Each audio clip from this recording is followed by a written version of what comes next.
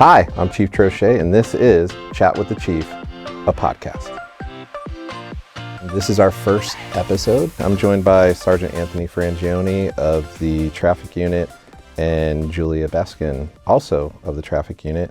I just want to say thank you guys for coming. I know you're super busy and you'd rather be out on the road instead of in here, but I think it's really important that we take this opportunity to talk about all the great things that y'all are doing.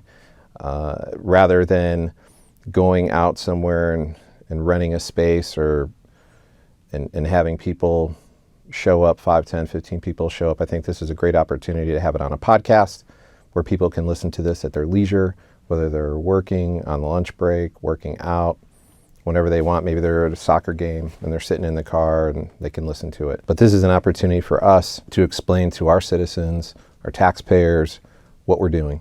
And I think it's really important. So let's get down to your traffic unit. Do me a favor, just kind of explain to everybody that's listening what's your traffic unit actually do, other than the obvious, and what it consists of. What a lot of people don't understand is it's not just tickets. That's not like a primary responsibility. Our primary responsibility is we are traffic homicide investigators. And what people don't realize is that we do get a lot in the city. They happen. And these guys are more like detectives than regular officers.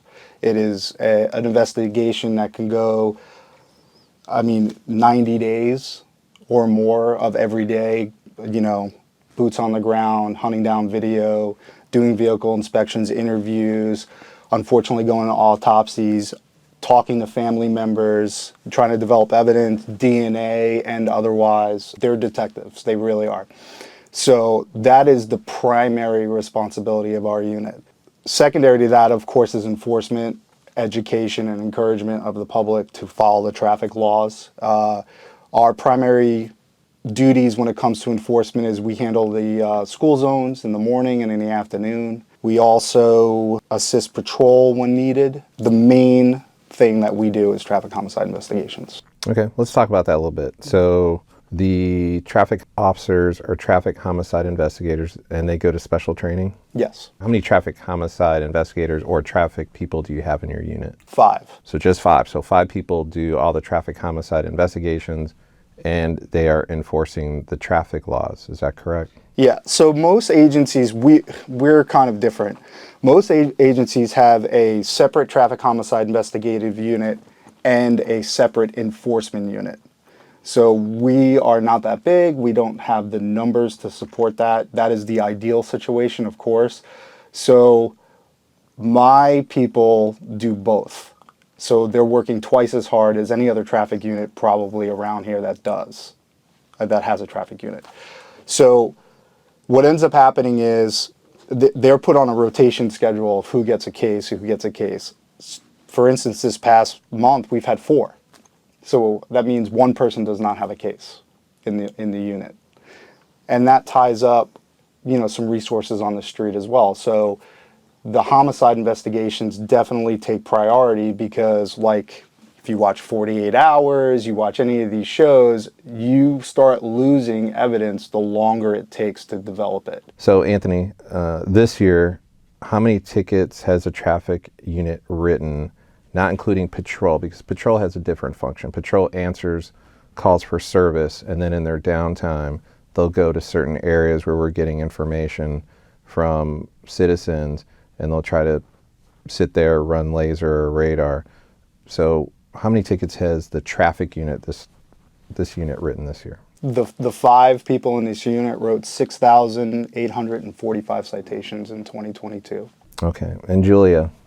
Yes, sir. How many tickets did you write? Because my understanding is you lead the pack from last year. Is that right? That is correct. How many tickets did you write last year? Over 2,000. That's not including warnings. Actually, over 2,500. She's being a little modest. She definitely was out there. That's a large number of tickets for a unit to write.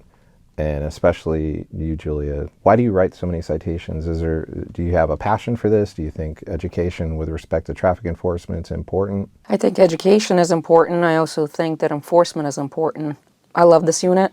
I love the guys I work with. I have one of the best supervisors in this building. When I was back on patrol, He tried to get me into this unit and actually open up the career development positions. He's the one who's fighting for me to continue to stay in this unit because I am still a career development position and not a permanent position. But if you put everything together, you could educate people, you could prevent certain crashes that happen because every crash is preventable. Okay, and having said that, you've written so many citations, that's 2,500 citations, but you've had much more contact with people during those citations because you're writing warnings, not only citations along the way. What do you do when someone's just being just rude and not cooperative? Like, how do you handle that as a person? I mean, I know we're people and we have feelings, but how do you handle that? Well, for one, I've been in law enforcement for over 17 years. I had 10 years with NYPD and now almost 8 years here. I treat everybody the same. If I speak to everybody the same way, if I give everybody the same violation or the same warning, nobody's gonna feel offended that they're being singled out in a situation. And when people speak poorly to me, well, I'm not there on the best day of their life. They are getting a ticket, so I take it with a grain of salt and move on. All right, so you're empathetic to what's going on because you understand. Because I can tell you as a chief of police, I get nervous when a police car gets behind me, and usually it's a police car that's city of Sarasota. I think it's just natural for people to have some angst when a police car is behind them. So I just want to say thank you for what you're doing, Julia. And a part of it, you know, some people might say, oh my God, she writes all those tickets. That's heavy-handed.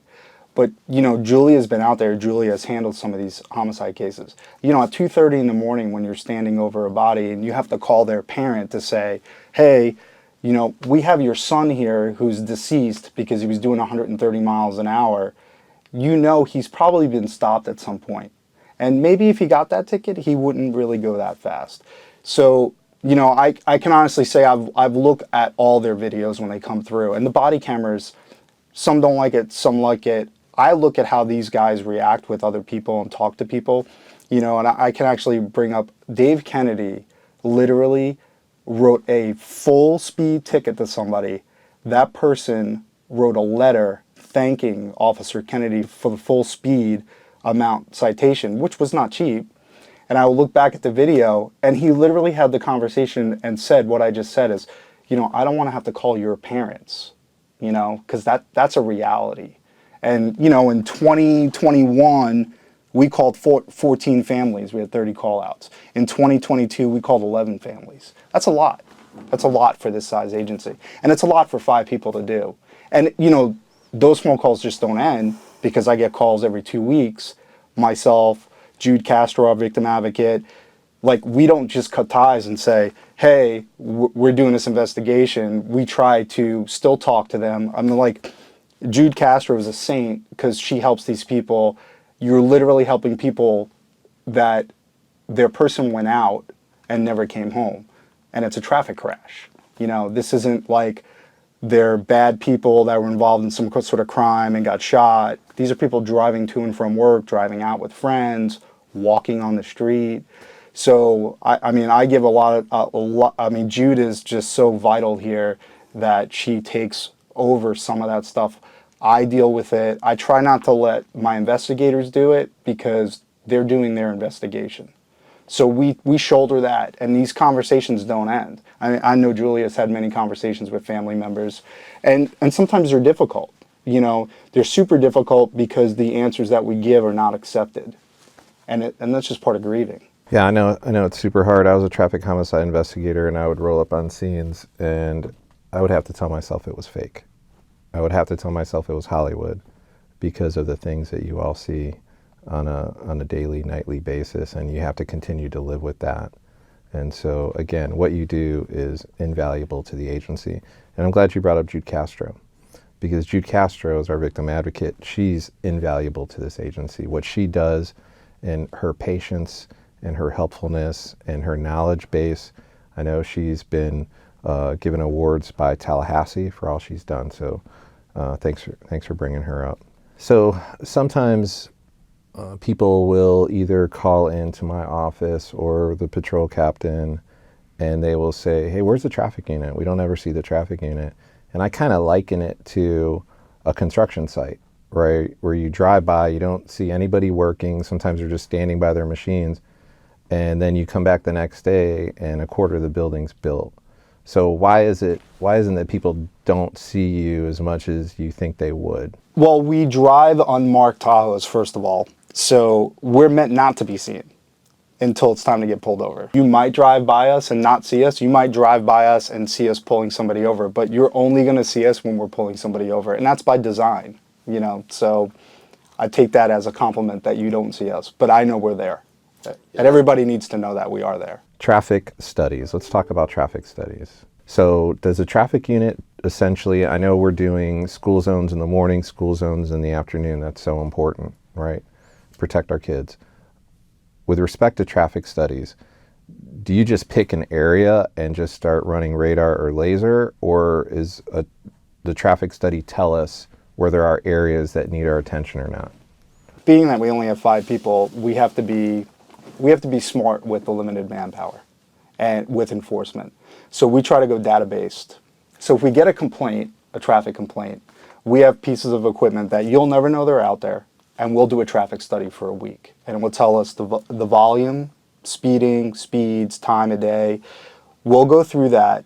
And if it's something that we see is gross, I will assign somebody to go out there and actually do some enforcement, some presence, or we'll put up another type of speed monitoring device. Generally, most people, you could say a majority, don't want to speed.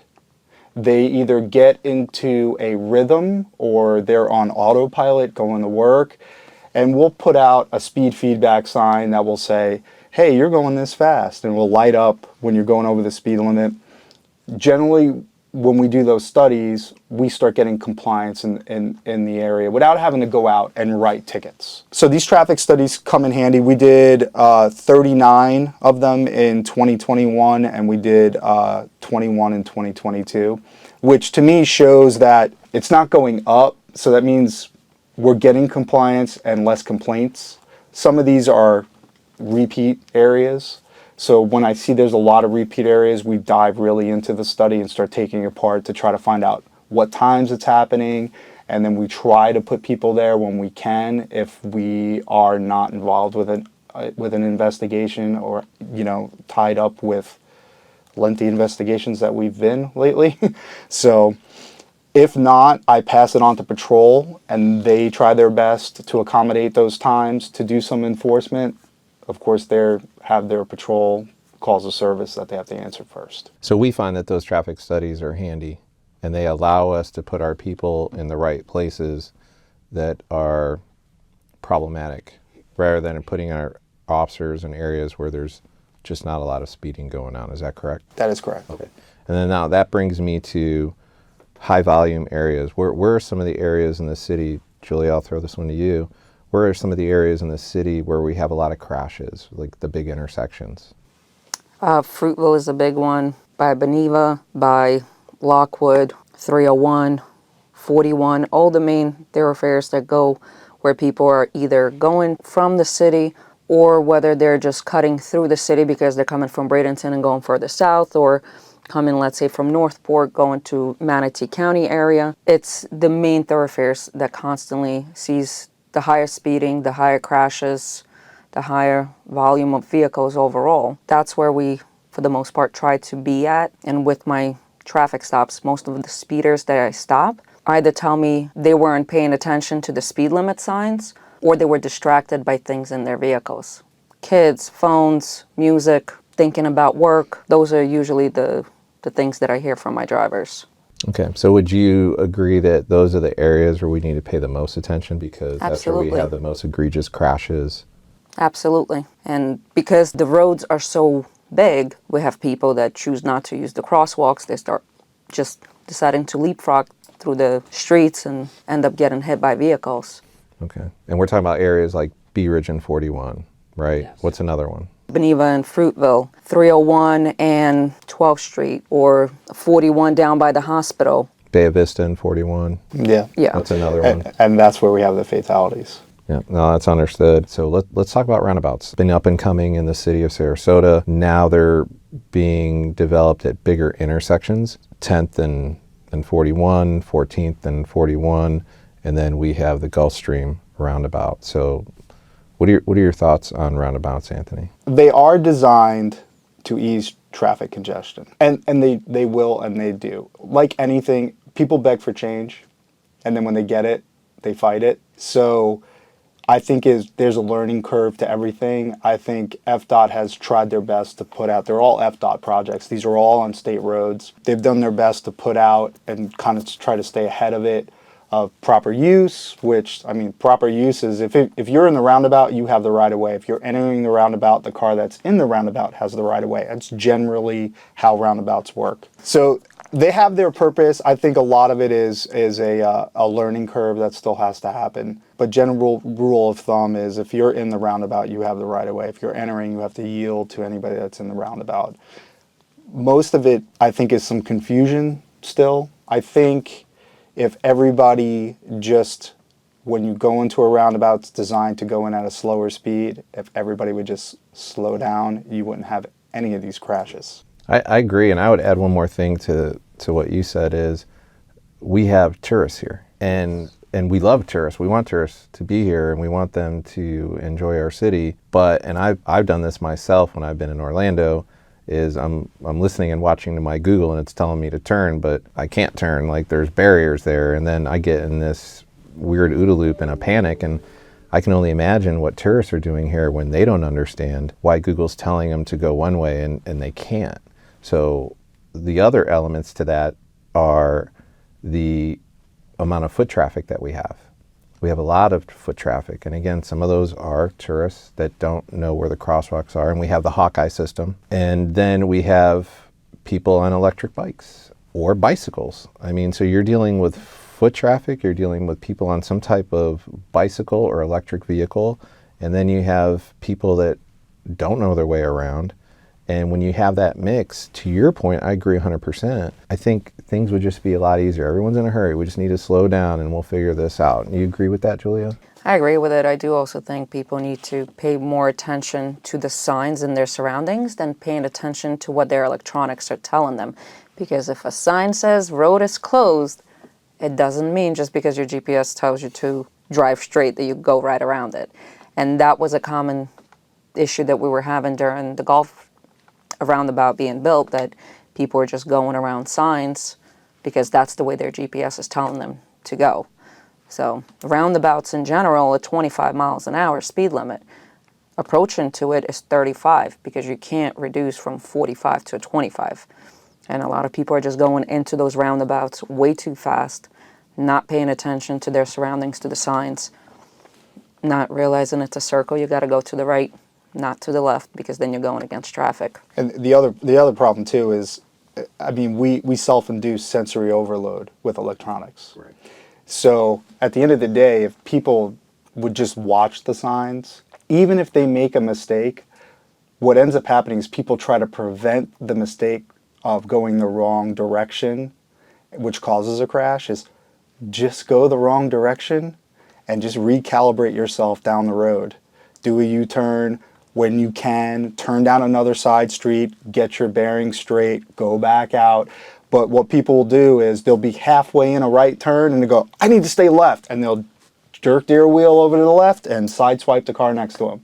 So it's like, if you're gonna make the mistake and you know you're going the wrong way, just go the wrong way until you know you can go the right way. To that point, all the crashes that I read about at Gulfstream are predominantly side swipes for that very reason. So that's great advice, Anthony. Are there any other stats that you think are important for people to know?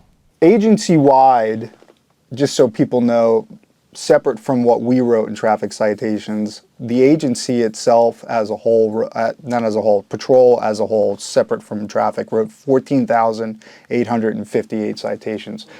So I look at that number, and yeah, we wrote about half of that. We wrote half of what they wrote their total. But you have to also look into account that they're actually writing tickets despite calls to services being up, manpower being a little bit low right now. So traffic enforcement is occurring throughout the entire patrol division. It is happening. So what is that total then? If we total patrol and traffic together? It's like 20, almost 22,000 about. So it's 22,000, and I would say the effective strength of the agency is 153 officers. So you have 153 officers, and of those 153 officers, you have regular detectives, you have narcotics detectives. So I mean, you're looking at just over 100 people writing that many tickets. That's an incredible number. So on that note, does the Sarasota Police Department have quotas regarding any type of traffic tickets? There are no quotas on anything. It is all officer discretion. Okay. And essentially, we can't do that, correct? That is correct. Okay. And I think that is a misnomer out there, that a lot of people think that the chief of police or captain of patrol or the sergeant of traffic is saying you have to write X amount of tickets today. Because really, we're about education. That's really what we're about. This is all about education. To the points that were made in this conversation earlier, we're saving lives. Just the traffic stop itself is saving a life, because that experience, the majority of people are only going to have one or two contacts with a police officer in their entire life. Sometimes just one, maybe. And that experience is going to be everlasting on them. And if we can impart that education about traffic safety and being careful and just slow down, and you're going to get there. And yes, you may catch this red light, but you're only going to be 30 seconds later to wherever you're trying to go, but you're going to get there safely. So I think that's important. So thank you for clarifying that. The goal is for the numbers to go down because of compliance. Right. So that's always the goal. Our entire career of anything you look at is to put ourselves out of work. It will never happen, but Right. that is the goal. Like, we literally are trying to put ourselves out of work. Whether it's getting rid of crime, getting rid of people speeding. I mean, it's a weird profession when you think about that. We're literally trying to put ourselves out of work. And I think one of the reasons we do track the data is because it's quantitative data. It's real. It's not qualitative, it's quantitative. And we can then determine what areas need more attention. Because if the patrol's writing tickets in a certain area, traffic's writing tickets in the same area, then what can we do to slow down traffic or educate people in that area to avoid a potential crash? And that brings up another point. So we have a great relationship with the city engineer's office. So some of these problem areas are just infrastructure needs, because we are growing. I've been here since 1998. I've been living in Sarasota since 1996, and it is a totally different place. It went from a town feel to it's a real city. So things are changing. So the great thing is when we see these patterns and it's the constant violation where we're thinking maybe it's a road design issue, and we jump in with the city engineer, we'll do joint studies and we'll come up with maybe an engineering implementation of some sort of traffic calming, or even the road just be totally redesigned. So that's great to hear you're collaborating with city engineering. And Julie, have you noticed that there's a lot more cars on the road than the past few years? Absolutely. There's a lot more high-rises. A lot of people are no longer purchasing home in the city. They want the downtown feel, so they're moving into apartments. And coming from New York City, apartments is going to be a lot younger crowd, or somebody who's retiring who doesn't want to maintain a home, but now you're taking the square footage that would have set up, let's say, 4 or 5 houses, maybe 4 or 5 families of 4. Now we're doing the same square footage and putting about 150 families into that. And you got to figure every family has at least 2 cars if it's a spouse or boyfriend, girlfriend. Now you start adding teenage kids. You got people coming to visit. And it's definitely just, if you stand on the bridge and you see all the high-rises that went up in the last 7 years that I've been here. And that's a great point. I know we did a census recently. We're just under 60,000 people in the city of Sarasota. But what people have to remember is everyone comes here to either work, they live here, or they're coming to play here. We have the most beautiful beaches. We have an amazing marina. Our downtown is like no other. It's eclectic. You have all kinds of restaurants, bars. And so I feel like we're the hub from Braden to the north, Venice, Northport, and the surrounding area with respect to the county, everyone's coming here for one of those reasons. And I see the city light up starting at 6 in the morning, 5:30 in the morning, and then all the way through 8, 9, 10 through the dinner hour. And then we see it come down.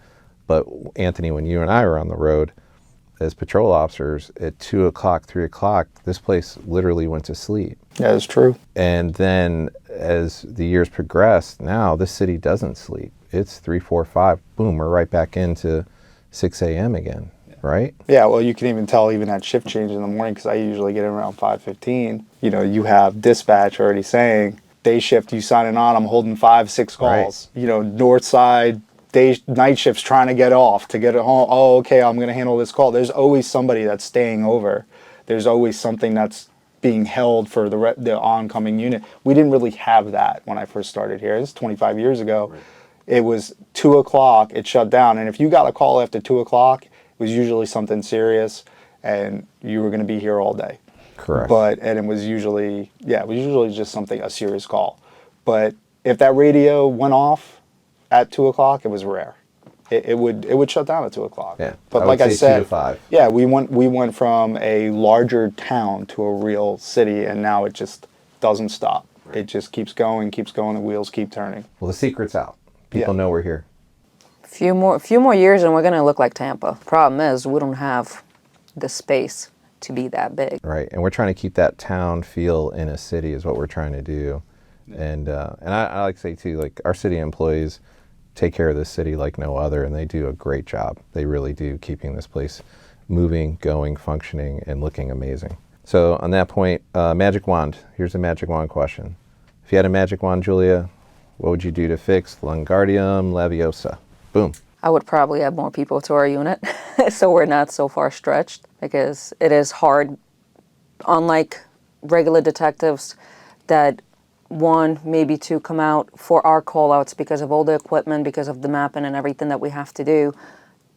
The entire unit ends up coming out. It's hard on a personal life because I had to leave dinner. I have to leave place that my kids are in. The phone is going off all the time. So it becomes kind of hard. And sometimes we'll need only 3 people, and sometimes we need all 5. But at the end of the day, sometimes we have to go to Tampa. Sometimes we have to go somewhere else.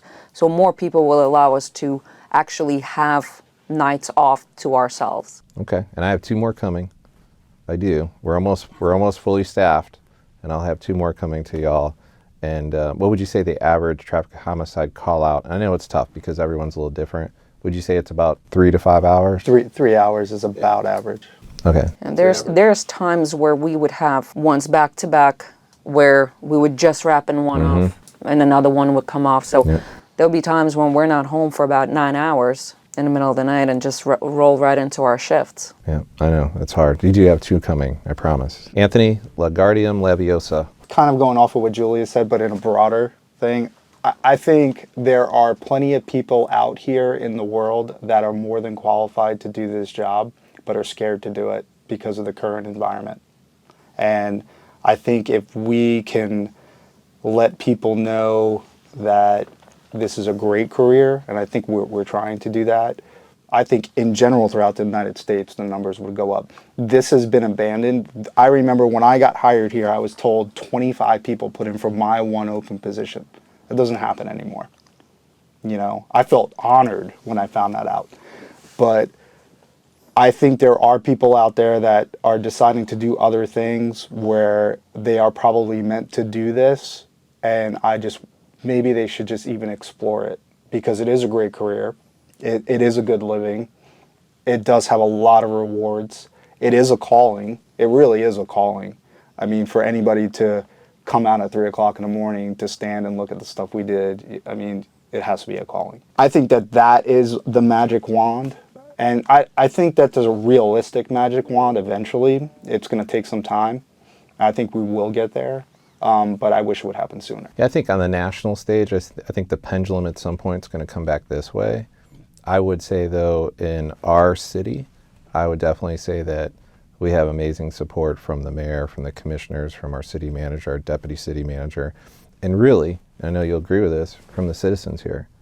I mean, Yes. we have Citizens are amazing. amazing relationships, and I think because we have such great people to push out our brand, like Genevieve and like Cynthia, that have worked so hard on social media. I think that's the reason why on paper right now we are 2 people away from being at our 190 mark, and then next month we'll have 190, and then a lot of those people will go through training, and then hopefully towards the end of the year we'll be fully staffed. I think a lot of that here is that we are approachable police officers. I mean, I remember growing up, you know, where I grew up in New York, you didn't, unless you were lost or you needed them, you didn't talk to a cop. Right. You didn't talk to a police officer standing on the corner.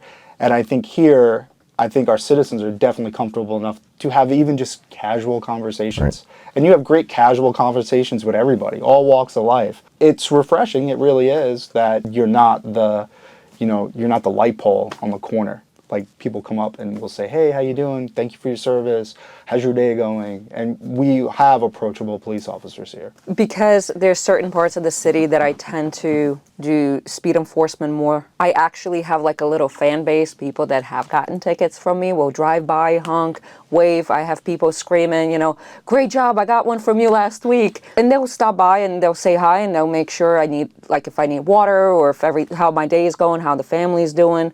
So yeah, the community, and again, coming from New York City, it's very different.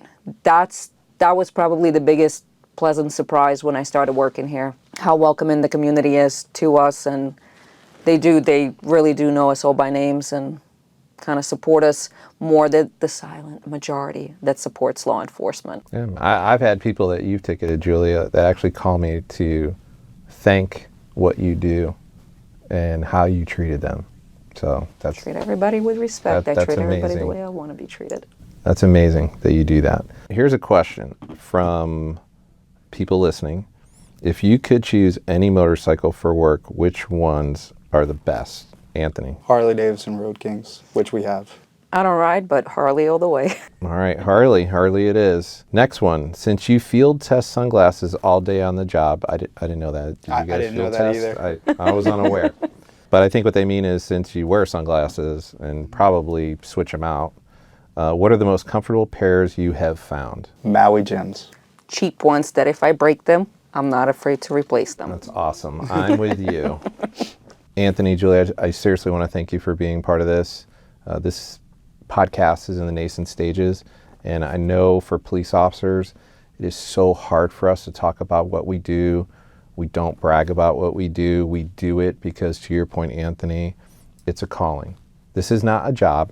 This is a way of life. This is what I always tell people. This is a way of life. People ask me, hey, when are you off? When are you not on call? When do you turn off your phone? And I say, never. I am on call all the time, as you are. You both are on call all the time. So thank you for what you do, and we'll never know how many lives you save. But I will say it's probably in the thousands of the amount of people that you contact and you potentially save their life, and by them telling people that they were pulled over, they probably drive more cautious, and you're saving their life, and then they tell someone and they tell someone. So I think what you do is very important. So thank you for being here. Thanks for your time. I love you guys. Thank you. Thanks, Thank Chief. you. All right, everybody listening, please tell your friends to check us out. We're really excited about the podcast. We just wanted people to reach out to us with questions about this show so that maybe we can cover them in the next podcast and we can answer some questions that we didn't address here. Sarasota, have a great day. Please live, love, work, and play in our city because we love it just as much as you do. Y'all have a great day.